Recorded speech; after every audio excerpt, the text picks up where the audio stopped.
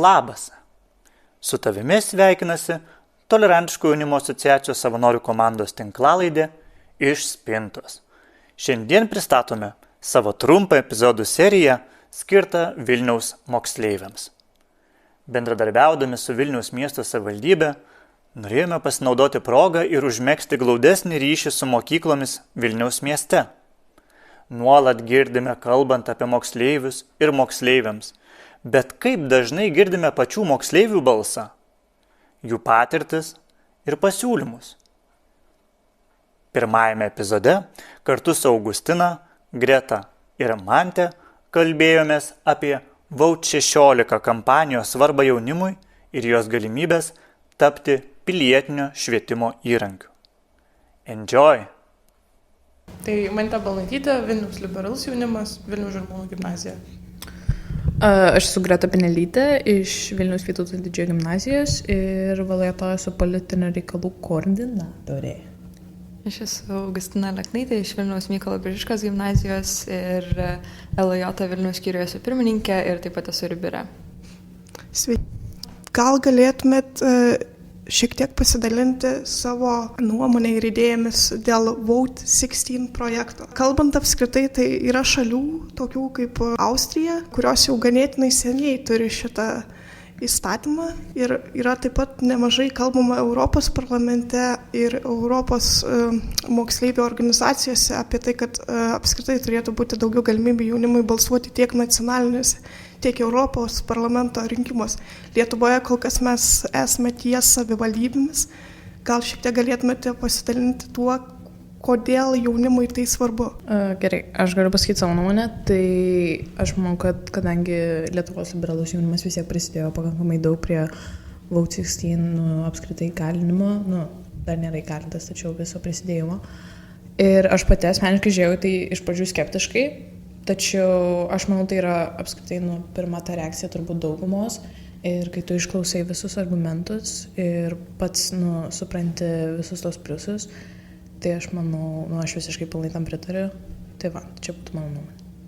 Aš irgi visai sutinku su Greta. Pirmai irgi iš tą klausimą žiūrėjau kiek skeptiškai ir galvojau, gal kaip ir dabar paprastas koks suaugęs žmogus ar net ir tėvų paklausus, ar 16-metis turėtų turėti teisę balsuoti. Visi tai pagalvotų, kad 16 išmanyti kažką apie politiką, išsirinkti, kas čia bus Seime ar savivaldybė ir taip toliau. Tai atrodo, žiauriai absurdiškai ir kodėl 16-metis turėtų tai daryti ir taip toliau. Bet tada, kai pati pradėjau ir mano daug draugų pradėjo domėtis jaunimo politiką, tada supratau, kad 16 metų tai iš tikrųjų gali padaryti visai daug ir tu gali domėtis tą politiką ir aš, pavyzdžiui, kiekvienais metais per rinkimus būnu ta, kuri priverčia savo visą šeimą eiti balsuoti ir už tą, ką aš noriu, kad jie balsuotų, nes jie dažniausiai nesigilina, bet vis tiek ir papasakoju apie visus kandidatus ir taip toliau ir visai, ką kartu su jais važiuoju balsuoti. Tai ir turiu labai daug pažįstamų, kurie tą patį daro ir kurie labai norėtų ir galėtų balsuoti. Ir aš manau, kad tas argumentas, kad kai kurie gal 16-mečiai nenori ar negali ir nemokėtų balsuoti, tai jie paprasčiausiai tiesiog neįtų balsuoti. Tai mano nuomonė gal kiek įsiskiria Gretos ir Augustinos. Aš visada maniau, kad galima ir reikėtų balsuoti, nes aš labai jaunai amžiaus, gal 12, aš buvau tokia, aš noriu balsuoti, man taip labai linksma atrodydavo eiti, kažką rinktis, domėtis, taip toliau. Ir aš labai sutinku su Augustina, kad jeigu žmogus nenorėtų, ar ta prasme ten kažkada girdėjau argumentą, kad gal nebrandus yra ir taip toliau, tai jis nebalsuotų, nes man, pavyzdžiui, kyla tas noras balsuoti iš to, kad man yra įdomu, tai aš labai noriu įsidėti kažkokią dalį, kas sudeda mūsų visuomenę kažkaip. Tai va, ir aš, pavyzdžiui, visada galvojau, kad, šiaip jaunimas visas bus už Vote 16 ir nesenai gal prieš kokius pusę metų tik tai supratau, kad yra jaunimo, kuris vis tiek irgi gali nepalaikyti ir man labai keista pasirodė. Tai va. Aš galiu replikuoti, nes žiūrėjau iš pradžių tai skeptiškai, nes aš manau labai daugumos reakcija yra ta, kad tu iš pradžių žiūri tarp savo pažįstamų rato ir aš asmeniškai žiūrėjau į tos žmonės, kurie tikrai nereikšmingai žiūri į tai ir galvojau, o kas jeigu, ta prasme, eitų ant prikolą, eitų ant tai tiesiog, bet kaip ir tu man tai sakai ir panašiai. Jeigu tau tai neįdomu, tu nesurinksi daugiau nei 10 000 paauglių, kurie eis ant prikolo balsuoti. Ta prasme, logiškai tai pagalvojus. Jūs iš tikrųjų palietėte svarbų aspektą, nes statistika šiaip rodo, kad maždaug pusė, kartais ir daugiau jaunų žmonių tarp 18 ir 25 metų amžiaus nesinaudoja savo teisę balsuoti ir neateina į rinkimus. Ir dažnai šis aspektas yra naudojamas kaip argumentas, kodėl suteikus teisę balsuoti nuo 16 metų tai nieko nepakeis. Gal jūs galėtumėt pasidalinti savo patirtimi, kuo skiriasi, tarkim, kuo svarbus tas 16-17 metų periodas šiuolaikiniam jaunimui, dėl ko jis ateitų į rinkimus, kuo nesinaudoja vyresnio amžiaus jaunimas? Tai pirmas dalykas, kad kaip ir sakėte, 18-25 metų žmonės ne tai, kad ir dar ne tik nesinaudoja tuo, bet ir labai dauguma yra paplito tas, kad išskrenda į užsienį studijuoti. Tai politikai vis tiek ir savivaldybės lygmenių labai daug turi atspindėti ir jaunimo balsą, tačiau kai nėra to jaunimo, kuris balsuoja, tai visai taip ir prasivalo ir tiesiog mes neturim to jaunimo atstovaujančio mūsų nuomonę. Tai dėl to įgalinimas 16-17 metų būtų, ta prasme, grynas jaunimo atstovavimas. Bet kaip ir bet kas kitas, ką mes tiesiog gyvenime mokomės, nors skaityti, skaičiuoti, rašyti ar bet ką kitą, kuo anksčiau išmoksti, tuo lengviau. Tai būtent tas mokinimasis ir to įpročio gal formavimas nuo 16 metų yra būtent tas dalykas, kuris galėtų pakeisti va šitą statistiką ir gal skatinti tuos, vis tiek tą patį jaunimą eiti balsuoti ir jau 18 metų. Jo, tai aš nelabai turiu ką pridėti iš tos perspektyvos, ką gali padėti su Vote 16 ties balsavimo aktyvumu, bet, pavyzdžiui, man dar tas, kad, pavyzdžiui, naudojama labai dažnai kaip argumentas prieš yra, kad taip ar taip jaunimas yra neaktyvus, tai koks skirtumas ar jiem duota balsą. Bet yra tas aktyvus jaunimas, tai kodėl dėl to, nes kažkas daro kažkaip netinkamai, atimti iš jų galimybę. Man atrodo, kad tai yra labai nelogiška galbūt ir tada toksai moko, kad, jeigu mes kaip vis, ta prasme, kad tu nesi kaip asmenybė svarbus, o tai, kad kaip visuomenė bendrai kažkokia amžiaus grupė ir taip toliau, ir tai labai mus kategorizuoja po vieną tam tikrą grupę. Ir aš manau, kad tai labai moko atvirkščiai blogų visokių dalykų žmonių, negu vietoj to, kad mokytų gero, kad mes kaip jauni žmonės galim labai daug ką padaryti ir pasiekti ir pakeisti. Tai va. Aš tai žiauriai noriu pareplikuoti Augustinos, ką pasakė, palietė žiauriai gerą aspektą. Tai įpročio formavimas, ta prasme, mes mokomės per pilietinio žinomo pamokas apie tai, tačiau mes neturim visiškai jokios praktikos. Mes paimam teoriją ir daugumai tai net nepasižiūrim, kaip neįdomią ir neprasmingą pamoką. Ir kai tu būdamas 16 jau pradėsi formuotis tą, ta prasme, įprotį, tai, ta prasme, kaip ir su visais įpročiais, kuo tu anksčiau pradėsi, to yra didesnis šansas, kad tu vėliau tai darysi. Tai, man atrodo, čia vienas iš labai stiprių argumentų. Ir žiūriai sunku šiaip mokytis teoriją, kai tavęs tai šiaip neliečia gyvenime. Ten kokia, daugumai žmonių yra, pavyzdžiui, sunku mokytis kokią istoriją, nes tai manęs tiesiog kartais neliečia ir ten kažkokius faktus ar kažką tokio. Tai taip ir taip pat išmoksi tą teoriją ir tik, bet balsuot galės tik nuo 18, tai koks man skirtumas. Ir Lukas apskritai šiaip nesupranta, ta prasme, kaip ir savivaldybės lygmenių, kiek buvo merų kandidatų, kurie nelabai paliečia net jaunimą atveju, kas mums turėtų būti žiauriai svarbu. Tai kai tu turėsi tą galimybę prisidėti ir domėtis, tai tiesiog tuo vėliau pradės mąstyti dabar iš anksto tą kritinį mąstymą. Ačiū labai už pasidalintas mintis, nes iš tikrųjų jūs palietėte daug svarbių aspektų. Ir yra tas argumentas dažnai, bent jau kiek aš girdžiu, kad kalbant apie jaunimą, kuris mane stebina iš tikrųjų, kad suteikus teisę balsuoti nuo 16 metų mes rizikuojame tuo, kad jaunimas atvirkščiai yra tiesiog nepasiruošęs tam, nes trūksta tų žinių. Dažnai yra argumentuojama, kad pilietinis švietimas neveikia, taip pat istorinės žinios yra labai priklausoma mokyklos ir paties mokinio iniciatyvos. Yra ir kitas aspektas, kad jaunimas dažnai yra linkęs žiūrėti dalykus tiesiog kaip degtukas, užsidega kažkokiu klausimu ir jam trūksta tų įgūdžių domėtis ilgai kažkokiu klausimu, būti iš tikrųjų susipažinus plačiai su tam tikra tema, kad galėtų apsispręsti sąžiningai ir tai reiškia, kad jis gali būti lengvai paveikiamas aplinkos. Man tai keista, nes tiesiog jau politikoje daug metų veikiantys žmonės patys dažnai mėgsta pasivaikščioti per partijas ir per savo karjerą spėja ten pereiti per visą ideologijų puokštę. Tai kodėl jaunimas turėtų elgtis kitaip, įdomu. Kaip pats jaunimas reaguoja į šitą argumentą, kad tiesiog kad per jaunas trūksta žinių, nepasiruošęs, kad lengvai paveikiamas išorinių nuomonių? Aš asmeniškai turiu šiaip gal pavyzdį, tai buvo pas mus mokyklai ten rinkimai, tiesiog mokyklos rinkimai.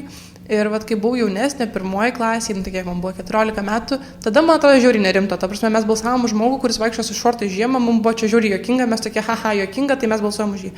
Dabar aš jau kažkiek užaugau, ta prasme, man jau dabar 17 ir aš atrodo gyvenime taip nepadaryčiau, aš net nesusimąstyčiau apie tai, nes aš suprantu, kad net mokyklos lygmenių tai yra jau svarbu ir tai labai daug ką daro mano geroviai ir aš manau, kad, ta prasme, žinot, savivaldybė vis tiek yra toks dalykas, kur tu žinai, kad tai yra kažkoks valdymo organas, kuris padeda tau gyventi šiaip kaip žmogui ir aš nemanau, kad kažkas, ta prasme, ambairių juoktus ir taip toliau. Yra tas paveikimo argumentas, kad jaunimas yra labiau paveikiamas. Nu, aš galiu tą patį sakyti, kad močiutės yra labiau paveikiamas. Aš pasakysiu, kad aš jums vaistų kainos nuleisiu, nu, tai jos irgi sakys, gerai balsuojam už šitą žmogų ir ta prasme, ir tada, vat, kur minėjot, kad nu, būna tokių populizmo labiau atveju ir nu, čia yra nesukontroliuojama, mes negalim daryti, kontroliuoti, ką politikai daro ir nu, tiesiog tas toks iš karto atrodo, kad labai numenkina jaunimą, nes jeigu tau yra 2 metais mažiau negu 18, tai tada tu jau nieko nebesupranti ir ten tave galima lengvai manipuliuoti. Nu, tai yra kvaila. Nu. Aš gal visiškai su Mante ir gal neturiu kaip ir atsakymą iš tą klausimą, bet norėčiau gal pateikti kokią alternatyvų mąstymo būdą į šitą situaciją, kad jeigu mes matom, kad problema yra, kad jaunimas neturi tų žinių ir jisai negali jų niekaip mokėti jų pritaikyti nuo 16 metų, tai, kad mes tam jaunimui ar duodam balsą ar neduodam balsą, nekeičia, kad ta problema yra. Nes net jeigu jaunimas turės balsą, nu tai taip, gal kai kurie žmonės, kurie patys to nesidomi, jie neturės tų žinių, bet jeigu tu jiem neduosi to balsų, jie vis tiek neturės tų žinių, tai ta problema, jinai absoliučiai niekur nedingsta ir su to Vote 16 tai turėtų ateiti ir visokios ir pamokos ir geresnis gal pilietiškumo ugdymas mokyklose. Nes, pavyzdžiui, mano mokyklai tai tarybos rinkimuose dažniausiai būna tokie pakankamai rimti ir labai gerai apmastyti ir tokie skatinantis prisijungti ir mokėti balsuoti rinkimai. Man visai patinka, bet su pilietiškumo pamokom tai irgi jos dažniausiai arba nevyksta, arba kokia viena per metus. Tai aš manau, kad tas Vote 16 ir turėtų ateiti su tom pamokom. Jo, ir plius apskritai mes ten turėjome mokykloje tokį policininką, dėstė paskaitą ir jisai pasakė, kad jau 16 metų asmuo yra jau, turi tą kritinį mąstymą, jau pradeda, pilnai kaip ir yra išsidevelopinęs. Tai aš manau, kad politika yra toks dalykas, kuris liečia kiekvieną aspektą tavo gyvenime ir jaunas žmogus vis tiek, ta prasme, jis supras, kas jam vis tiek yra svarbu. Ir aš nemanau, kad, ta prasme, jis žiūrės pagal savo poreikius, kaip kiekvienas mes ir žiūrim į kandidatus. Tai jeigu matys, kad tam tikras kandidatas tiesiog paliečia tai, kas jam yra svarbu, tai pradedi irgi labiau mąstyti ir taip daugiau domėtis. Tai aš manau, kad kaip ir man tai labai pritariu, ta prasme, mes yra tas, ta prasme, nesmėtame, kad vis tiek 50 metų žmogus irgi taip pat gali būti paveiktas kaip ir 16. Kalbant iš tikrųjų apie švietimą jau, būtų įdomu išgirsti iš tikrųjų pačių moksleivių nuomonę, nes tai, kad pilietinio švietimo reikia, kad reikia keisti, kad reikia stipresnio, kitokio, tai visi apie tai kalba, bet ko patys moksleiviai norėtų, ko jie tikėtųsi ir kaip jis turėtų atrodyti taip, kad jau jaunas žmogus, 16 metų jau būtų pasiruošęs eiti į rinkimus. Aš tai greitai noriu tokį pridėti irgi iš savo pavyzdžio. Tai mes kalbėjome ir su draugėmis, ir su bendraklasiais apskritai apie savo pilietinio pamokas mokykloje. Ir tiesiog aš suprantu, pabuvusi nevyriausybinės organizacijose, ant kiek yra svarbu praktika, ta prasme, kad ir kaip kartais nesinori, bet tai yra žiauriai svarbu ir to žiauriai trūksta. Ta prasme, bet kokio ne tik teorinio rašymo ir teorinio to supratimo. Tai man atrodo, kad būtent Vote 16 pradėtų tą praktiką. Prisidėtų prie to, bet apskritai prie gerinimo pilietiškumo, tai aš manau, dabar yra žiūri daug spragų, ką turėtume atnaujinti. Aš galiu pasakyti, ko aš labiau gal tikėčiausi iš pilietiškumo pamokų. Pavyzdžiui, mano pilietiškumo pamokos, kurių buvo tik literaliai pusmetis, ten labai mažai jų buvo. Tai buvo tiesiog, mes sužinojom, kokios yra politinis spektras, tai kairė, dešinė ir tai ten labai taip plius minus ir ta, kad yra pozicija ir opozicija Seime ir kokios tai yra partijos. Tai yra nulinė žinias. Ta prasme, iš to, kad kažkas yra konservatorių partija, man nieko nesako apie jų, to prasme, kažkokias galbūt ideologinės ypatybės, dėl to, nes, tarkim, Lietuvos konservatoriai visi žinom yra labiau gal liberalus negu įprastai, arba būna pas mus liberalai, kurie, turi brolių kunigų. Tai va, ir tai manau, kad, pavyzdžiui, man atrodo, kad žiūri svarbu būtų tarkim, bus prezidento rinkimai. Tai man atrodo, kad būtų labai svarbu, kad pristatytų kiekvieną kandidatą. Aišku, objektyviai, ta prasme, nešališkai, kas aš žinau, yra sunku, bet specialistas yra specialistas ir pedagogas yra pedagogas ir jis turi mokėti jį atlikti. Ir pristatytų, pavyzdžiui, kandidatus, paaiškintų, kokie yra jų tikslai, taip toliau. Tarkim, Majauskas, buvo Majauskas savivaldybės rinkimuose ir, ne visiems, pavyzdžiui, jaunimui yra aišku, kas yra populizmas. Ta prasme, čia aišku, gal kaip ir išreiškia ir taip toliau. Ir, pavyzdžiui, mano mama buvo labai didelė palaikytoja ir aš labai ginčydavau su ja, nes aš negalėdavau jai kažkaip išaiškinti, kas tai yra. Ir tai dėl to, nes mano ir jo žinios labai skiriasi. Ir tada man atrodo, kad reikėtų kažkokio tokio sulyginimo, kad žmonės suprastų, kokios yra ne tik ten liberalizmas ir konservatizmas, kur ir taip visiems aišku ir tokie atrodo paprasti, bet, pavyzdžiui, kas yra populizmas, kas gali būti ten kažkokios labiau radikalios pažiūros, taip toliau.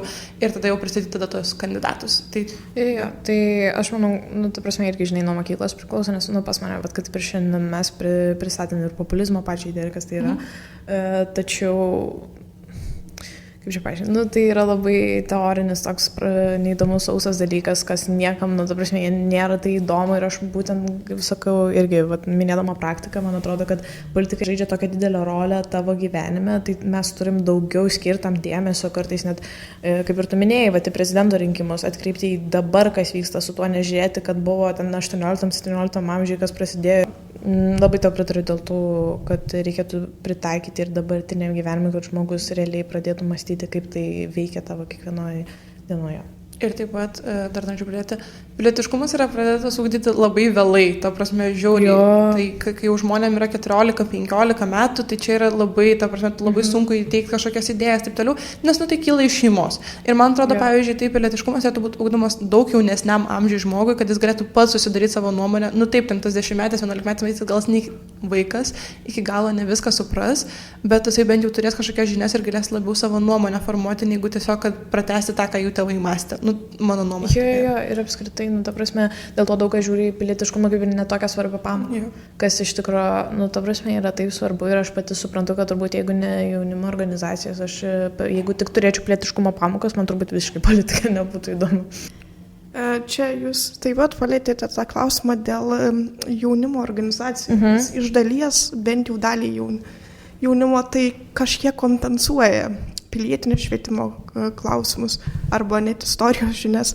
Man įdomu, kiek, tarkim, nes daugeliui, kiek jaunimai yra aktualios mokyklos tarybos, nes atrodo, kad tai galėtų būti moksleivių kažkokia taryba, nežinau, organizacijos mokykloje, nes atrodo, kad jeigu viskas prasideda su pamokomis, tai mokykla galėtų daugiau įsitraukti į tai, tarkim, dalyvavimas moksleivių organizacijose, mokinių taryboje, kiek tai yra patrauklu patiems moksleiviams ir kiek tai realiai galėtų duoti žinių, kalbant apie rinkimus, pilietiškumą, apskritai politinius įvykius valstybėje. Bandžiau mūsų mokykloje, pavyzdžiui, yra Vilniaus savivaldybėj tas projektas, aš nežinau, parašytas, kad jeigu yra jaunimo organizacija ir jinai nori eiti į mokyklą, tai jinai privalo įsileisti. Ta prasme, privaloma yra toks dalykas.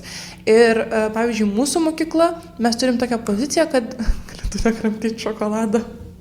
Atsiprašau. Tai va, mūsų mokykla turi tokią poziciją, kad mes negalim turėti asociacijų su politika, kas yra kvaila. Ir, pavyzdžiui, aš kalbėjau su pilietiškumo mokytoju ir aš tik ar galėtume ten, pavyzdžiui, pareklamuoti savo renginį Vilniaus liberalaus jaunimo. Ir jis sako, taip, galite, aišku, ir aš sakau, nes mums kaip senatui, nes taip pat mokyklos tarybai sakė, mes negalim, nes tai yra politinis dalykas. Ir mano mokytojas sako, kokia nesąmonė, nes ta prasme, o kaip kitaip ugdyti tą pilietiškumą, jeigu neduoti vaikam tų galimybių susipažinti su visokiam organizacijom ir taip toliau. Ir aš manau, kad tai yra be galo svarbu ir moksleiviam būtų įdomu, nes, pavyzdžiui, man iš tiesų kažkaip atsimenu Facebook'e, tiesiog scrollinu ir pamačiau kažką jaunimas valdžia, patekti į Seimą. Ir aš gyvenime nesidomėjau nei politika, nei jaunimo organizacijom, jokiam organizacijom apskritai nesidomėjau. Ir aš pamačiau, aš tokia, blemba, aš noriu visai į Seimą, ta prasme, gal visai linksma. Ir aš nuėjau ir man dabar labai didelė dalis mano gyvenimo tapo Vilniaus liberalus jaunimas. Ir man atrodo, kad jaunimo organizacijos yra šiaip žiūri gera vieta augti ir tiesiog mokiniai tikrai prisijungtų, tik tais nėra, kad mokyklos labai duotų tas galimybės ar tą paskatinimą, bent jau mano mokyklai. Aš manau, kad kai draugas ar jaunas žmogus perduoda savo bendramžiui ta prasme, kaip jisai supranta tai, kaip jisai kaip ir identifikuoja ir panašiai, tai yra daug aiškiau kartais su draugais pasikalbėti apie tos pačius dalykus, kas yra ugdoma ir jaunimo organizacijos žiauriai gerai tai padaro ir taip pat suteikia daug daugiau galimybių, ko tu paprastai nesužinotum apie tos pačius ir Erasmusus, išvažiavimą į kitas valstybės ir panašiai, bet aš manau, didžiausia problema apskritai jaunimo jau gimnazijose savęs atradimas yra dėl karjeros ir panašiai. Ir jaunimo organizacijos žiūri, tai padeda padaryti, nesvarbu, ar tu esi tam politinėje organizacijoje ar šiaip savanoriavimo. Ir aš manau, tai turi būti kaip tik labai skatinama ir tikrai, ta prasme, žiūri pritariu mintai. Aš dar galiu pridėti greitai, aš manau, kad svarbiausia yra kalbėti apie tai ir, pavyzdžiui, jeigu mes esame šitoje organizacijoje, mano klasiokai nėra, tai labai svarbu yra, kad aš ateinu į klasę ir aš šneku apie tai, ką mes darom, ką mes veikiam, ką daro mano kitos organizacijos ir tiesiog šiaip kas vyksta už tų mokyklos ribų, kur dauguma moksleivių yra užsidarę ties ten. Tai pavyzdžiui, turėjau labai tokį fainą momentėlį, kur mano klasiokai labai stipriai diskutavo apie ideologijas ir manęs paprašė apie liberalizmą papasakoti ir visiškai pasikeitė jų mąstymas, jie tiesiog jie to nebuvo girdėję, nes niekas jam to anksčiau tiesiog nesakė. Tai aš manau, kad labai svarbu apie tai šnekėti. O grįžtant prie tų pačių tarybų, tai ant kiek gali būti naudinga, tai aš manau, kad labai svarbu nuo tarybos struktūros, nes yra tokių tarybų, kur veikia, kur gali prisijungti visi mokiniai ir jie ten kažkaip pasiskirsti darbais ir taip toliau. Ir yra tokios tarybos, o dabar kaip mano mokyklai, kurios veikia labai struktūruotai, kurios turi tokius rimtesnius rinkimus, į kurios gal jo kiek baisu eiti, bet visą laiką atsiranda kandidatų ir visą laiką žmonės nori dalyvauti ir debatuose, ir balsuoti su jau normaliais biuleteniais, mokyti juos pildyti. Ir aš manau, kad labai priklauso nuo pačios rinkimų struktūros ir nuo tarybos struktūros, ant kiek tai gali kažkokį mokinį kažko išmokyti. Viena iš tikrųjų priežasčių, kodėl, kaip dabar rodo tyrimai, kodėl jaunimas nėra iš tikrųjų susidomėjęs politika, tai yra aišku nusivylimas bendras, tiek visuomenėje vykstančiais procesas, tiek politikų atsakų juos ir iš tiesų bent jau kiek rodo dabar toks ryškiausias jaunimo judėjimus, tai yra dėl gamtosaugos, dėl ekologinių klausimų, tai yra faktas, kad bent jau jų atsakymai yra tokie, kad juos vilioja ta idėja, kad nėra tokios konkrečios struktūros tose organizacijos, kad tu tiesiog gali prisidėti prie pavienių iniciatyvų tam tikrą laiką, nėra kažkokio ilgalaikio įsipareigojimo, nėra kažkokio, sakykime, aiškaus vadovo arba sistemos, visi tarsi tokie lygus veikėjai, prisidedant savanoriškais paskatomis. Tai iš tikrųjų man įdomu, kaip jaunam žmogui iš jūsų perspektyvos, kaip atrodo, ko trūksta šiuolaikiniai politikai, kad daugiau jaunimo susidomėtų jie. Aš manau tiesiog pačio atstovavimo jaunimo nuomonės, jaunimo svarbos apie tą patį švietimą. Ta prasme, buvo padaryti labai dideli pokyčiai 11 klasiai ir panašiai. Ir kadangi tai visiškai nėra atsižvelgiama į patį jaunimą, mes net nežinojom, nebuvo to balso, man rodos, kažkaip daugiau įdėta, tai dėl to ir yra tas pilnas nusivylimas, atrodo, tavo balsas visiškai nereikšmingas, nes vis tiek, tu nieko nepakeisi apie tai. Kai tu pasakei, gal kažkokią mintį šovė, tai pavyzdžiui, tas, kad atrodo, kad nereikšmingas mūsų balsas ir taip toliau, tai pavyzdžiui, yra tas dalykas Petriuko kelias, tas Nelameso. Ir man atrodo, pavyzdžiui, aš sužinau tai per liberalus, bet, pavyzdžiui, man atrodo, kad tai turėtų būti sakoma mokyklose, kad mokiniai žinotų, kad jis yra svarbus ir kad ta prasme tai turi kažkokią gali ir jis gali kažką keisti. Nes, pavyzdžiui, mūsų senatas, bent jau mūsų taryba, mokyklos yra žiūrima kaip į tokį labiau, kažką daro, ten gal kažkokius renginius, bet nėra, kad į mus kreiptųsi, jeigu jiems reikia pagalbos, ar jeigu jie pastebi kažkokį trūkumą. Nepasakyčiau, kad bus tobula mokykla ir nėra trūkumų, tai tada kyla tas klausimas, ar tai yra labiau gal mokyklų šiaip problema ir, ta prasme, struktūrų neįtvirtinimas, bet, pavyzdžiui, pas Augustiną, kaip sakė, pas ją labai struktūruota yra taryba ir pas jos yra labai viskas tikslingai, pas mus yra labai toks chaotiškas dalykas, kur, ta prasme, taip, rinkimai vis tiek yra pakankamai rimti, mes kandidatuojam, taip toliau yra renkami žmonės, bet pats mūsų, kaip mes veikiam, nėra labai efektyvu ir dėl to mokiniai gal ir nejaučia to tokio savo svarbumo, savo pasisakymo ar savo žodžio galios. Jo, aš manau, dar greitai pridursiu, kai dariau vieną pristatymą apie jaunimo organizaciją klasiai, tai jiem buvo visiškai totalus šokas, kad organizacija gali pakeisti konstituciją, kas jau mums gal atrodo, kadangi mes ilgai dalyvavom, tai jau pakankamai įprasta. Tačiau aš suprantu, kiek daug kas apie tai nežino ir tada tu supranti, kiek tu gali prisidėti prie tų pokyčių. Tai irgi žiūrėjau, pritariu man, tai kad tai tiesiog turi būti ugdoma ir pasakoma kaip privalomas dalykas žinoti, kiek tai gali padaryti. Aš manau, tai sulauktų daugiau paklausos organizacijoje. Aš vėlgi galiu dar grįžti prie tos minties, kad tiesiog labai svarbu kalbėti apie tai, nes, ten mano kažkoks klasiokas, Petriukas, bet koks klasiokas, jisai nežino, žinai, ką aš darau tą organizacijai, ką aš galiu su tą pačią konstituciją, ką nors pakeisti, gal mes galim kažkokias įstatymo pataisas, rezoliucijas, pozicijas teikti, jiem tai absoliučiai nieko nesako, bet aš manau, kad kiekvienas žmogus turėtų žinoti, kas yra rezoliucija, pozicija ir ką tai gali pakeisti ir tai gali tiesiog ateiti iš bet kokio paprasto žmogaus, tai neturi būti kažkokia labai didelė organizacija ar kažkoks labai labai rimtas žmogus, iš ko tai ateina.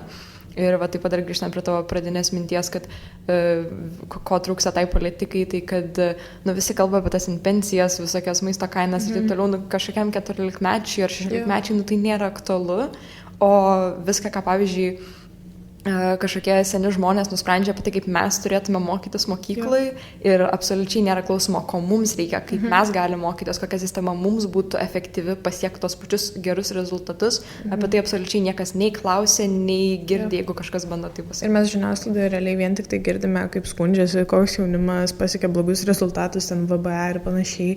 Ir tai tiesiog, vos nerodo tokį nusivylimą. Ir nežinau, nėra net kalbama, kaip tu gali prie to prisidėti. Tai manau, pagrindinis klausimas turėtų būti tiesiog jauno žmogaus prisidėjimas prie švietimo. To labai trūksta, nes realiai, kaip ir Augustina minėjo, už mus padaro viską, ką mes turim vos net kentėti. Tai... Ačiū labai. Vienas iš tų įdomių aspektų yra tai, kad savivalda yra arčiausiai žmogaus, bet žmonės paprastai mažiausiai ir žino apie savivaldybių veiklą ir žmonės, kurie kandidatuoja į tarybas. Ten meras, sakykime, nesis asmenybė. Bet ir tai tas klausimas yra, kiek jie suvokia mero pareigas, nes tai dažnai mes matome politikus kaip asmenybės ir tikime, kad jie kažką čia labai pakeis, bet mero darbas paprastai yra labai toks day-to-day life. Užduotis toks administracinis labai. Tai žmonės irgi dažnai galvoja, kad tai ką iš viso veikia savivaldybė, ką aš čia pakeisiu nuėjęs balsuoti. Tai, sakykime, iš jaunų žmonių perspektyvos, ko jie tikisi iš savivaldos veiklos. Nes iš tikrųjų nemažai tų klausimų paliečia ir jaunimo programų finansavimas, ir kažkokios veiklos, ir neformalus švietimas, ir tų pačių mokyklų klausimus. Aš galiu labai išpažvelgti nuo asmeninio dalyko, tai aš asmeniškai gyvenu užmiestį ir man labai didelis klausimas yra grįžimas namo, nes aš grįžtu pakankamai vėlai ir pas mane nėra jokių šaligatvių, nėra viskas apšviesta ir mūsų mokykloje neugdo jokios savigynos, tai yra vis tiek pakankamai didelė baimė grįžti namo ir ne tik man vienai, aš kalbėjau su daugumai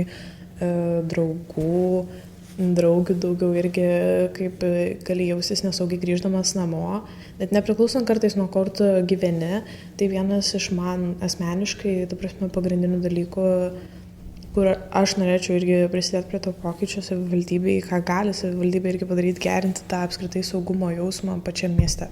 Aš tai gal labiau tokį iš organizacijų perspektyvos, nes šitas iš tiesiog paprasto individo jaunuolio perspektyvos, tai žinoma tikrai sutinku. Irgi turiu daug pažįstamų su tokiam pačiam situacijom ir pati esu buvusi tokiose, bet iš tos jaunimo dar organizacijų perspektyvos, tai žinoma labai svarbu visai ką finansavimas, ką savivaldybė visai ką gali suteikti ir gal mokymas kaip tai padaryti, nes dažniausiai atrodo, kad projektas kaip čia parašyti dabar ir tai tenka kreiptis kitur pagalbas, bet aš manau, kad ir jie dar galėtų su to padėti ir taip pat gal tiesiog tas čia nėra kaip ir problema, aš sakau, ko tikimės, tai tiesiog tas ir bendradarbiavimas su ten jaunimo reikalų taryba, jaunimo reikalų koordinatorium, kad viskas ir iš jaunimo organizacijų būtų išgirsta ir savivaldybei. Aš labai mąstau apie šitą klausimą ir atrodo, aš matau, kas yra galbūt ne taip gerai su Vilniaus miestu, bet man yra žiūri visose situacijose sunku pinpointinti kažkokią problemą, kur aš norėčiau keisti gal. gal su viešuoju transportu kažką, gal, tipo, pavyzdžiui, aš gyvenu, kaip Greta, gal kiek toliau nuo Vilniaus ir tai nėra, kad labai toli, bet man būna sunku nusigabenti namo, pavyzdžiui, savaitgalį vakare, man reikia laukti 20-30 minučių, Augustinė irgi gyvena kartu netoli manęs, tai reikėdavo išlaukti po 40-50 minučių autobuso ir jeigu yra vėlai vakare, tai vat, ką Greta minėjo, kad kartais būna nelabai saugu būti merginai 11 vakaro mieste ir laukti autobuso, nu tai tiesiog gal kažkaip didinti arba viešą transportą gal kiekį. Aš žinau, kodėl aš pradėjau kalbėti apie viešą transportą, bet jo. Ne, bet aš žiūrėjau, nes tai svarbu. Jo, tai va. Aš norėjau irgi, prisidėti, sakau, tarp savo draugų bendraamžių pasidalinau ir kiek ypač merginų yra sulaukę nemalonių savo situacijų būtent dėl grįžimo namo. Tai aš manau, tai ir savivaldybė gali skatinti mokyklose vien tas savigynos kažkokios ar paskaitas, ar pamokas, ar kažkas tokio, ar gerinti infrastruktūrą su tuo pačiu viešuoju transportu. Aš manau, yra labai daug sprendimų šitai problemai, bet jin tiesiog būtinai turi būti iškirsta. Ačiū, kad išklausei iki pabaigos. Labai lauksime tavo nuomonės ir pastebėjimų komentarų skiltyje, Toyota profiliuose socialinėje medijoje. Galbūt pažįsti moksleivių, kurie norėtų tapti tinklalaidės kūrėjais ir padiskutuoti jiems svarbiais klausimais, ar pats norėtum sėsti prie mikrofono? Parašyk mums info@toyota.lt arba ieškok mūsų socialiniuose tinkluose Facebook, Instagram, TikTok. Iki susiklausymo.